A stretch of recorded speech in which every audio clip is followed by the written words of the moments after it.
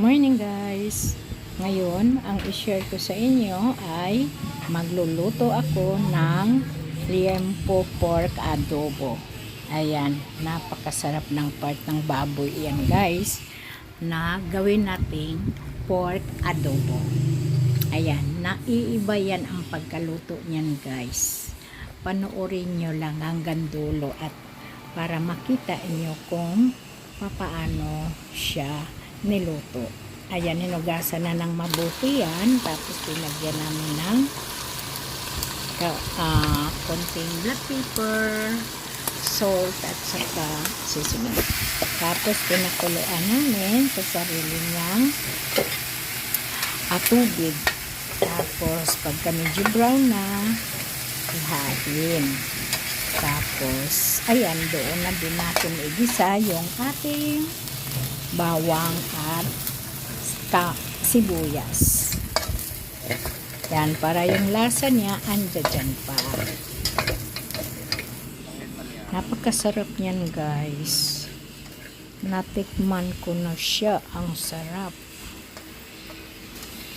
Ayan, pagkatapos yan, linagyan ko ng 3/4 cup tuyo. Tapos linagyan ko siya ng 1/2 cup na suka, tapos 3 cups na water, tapos linagyan ko siya ng brown sugar, 1 kutsara.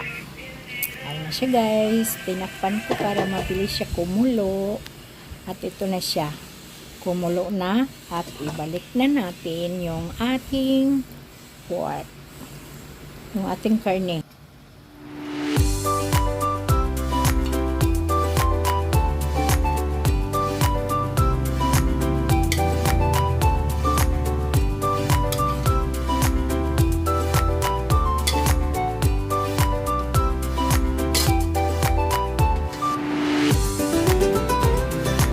Ito na siya guys, buksan na natin.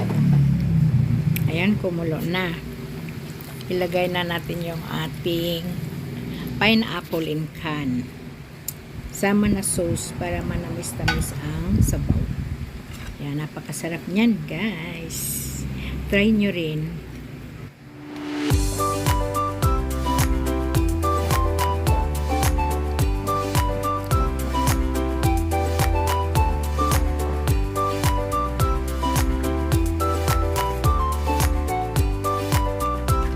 Siya guys, luto na ang aming pork adobo, liempo pork adobo.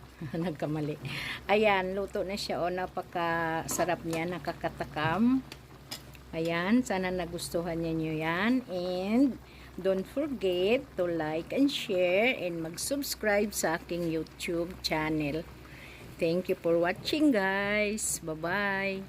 God bless.